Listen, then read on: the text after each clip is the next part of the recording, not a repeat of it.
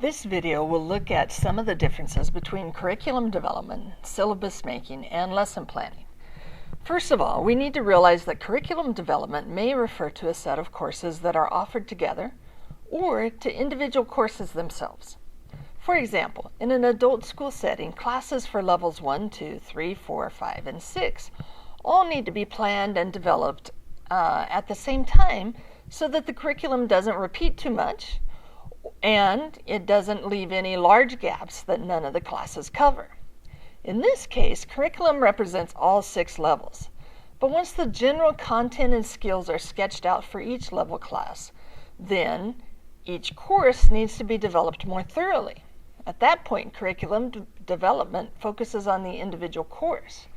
Perhaps level 5 classes will include introduction to various writing genres, and that'll be part of the larger curriculum development.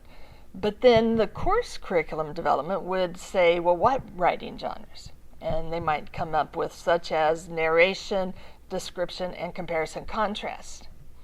Curriculum development, the big picture, needs to occur before an individual instructor can come in and create a syllabus and day-by-day lesson plans. Making a syllabus is not true curriculum development because it has already been determined overall content and skills that should be acquired by the end of the class. The syllabus allows the instructor to organize the content into learning chunks that make sense to them. It establishes when the learning objectives will be addressed within the school calendar, and it sets up grading guidelines as well as assignments. Depending upon the educational system in which you teach, some or all of these items may have already been added to the curriculum. If so, then the teacher just needs to stick to the plan. However, in most cases, the semester-to-semester planning and keeping up with trends is dependent upon the instructor's syllabus. So far, we've been looking at the larger picture of education.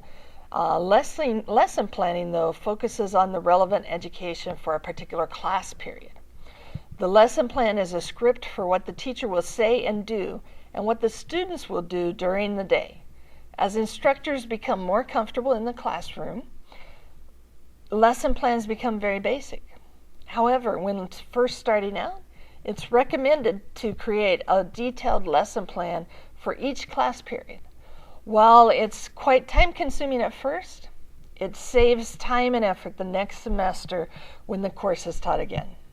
Also, it usually requires a detailed written plan in order to effectively evaluate the success of the activities and techniques that you used. In review, lesson plans provide guidelines for teaching and learning that will happen on a specific day.